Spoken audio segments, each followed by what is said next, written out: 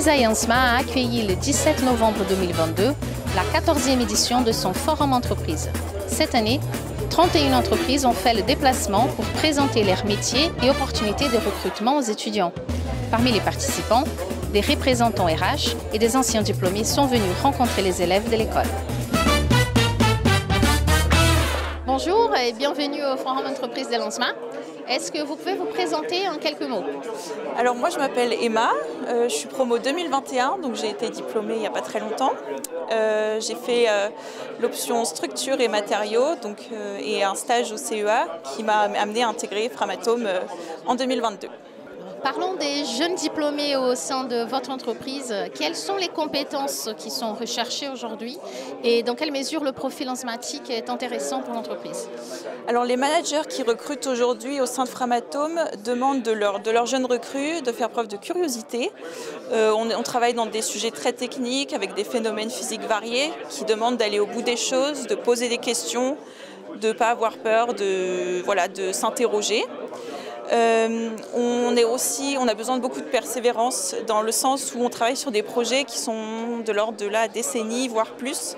Donc on n'a pas l'aboutissement directement et ça demande de se projeter et de s'investir sur le long terme. Et les profils ANSMA sont particulièrement intéressants pour Framatome dans le sens où au cours de nos 3 années de cursus, on va balayer tout un spectre de matières scientifiques très différentes qui nous amènent à découvrir plein de phénomènes physiques qui ensuite nous permettent d'être très ouverts d'esprit pour s'adapter au monde du nucléaire. Quel est le rôle de la responsabilité sociétale des entreprises au sein de votre organisme et est-ce que vous pouvez citer une démarche, notamment dans le domaine environnemental? La RSE, c'est, je dirais, inscrit dans l'ADN de Framatome, du fait qu'on est dans le développement d'une énergie bas carbone. On tend toujours vers la neutralité carbone.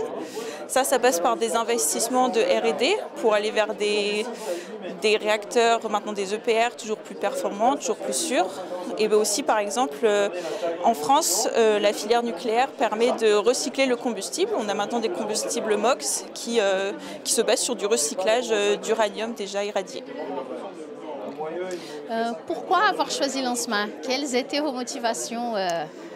Quand j'étais jeune en prépa, en classe prépa, mon rêve c'était d'apprendre à faire voler un avion ou une fusée ou je ne sais quoi.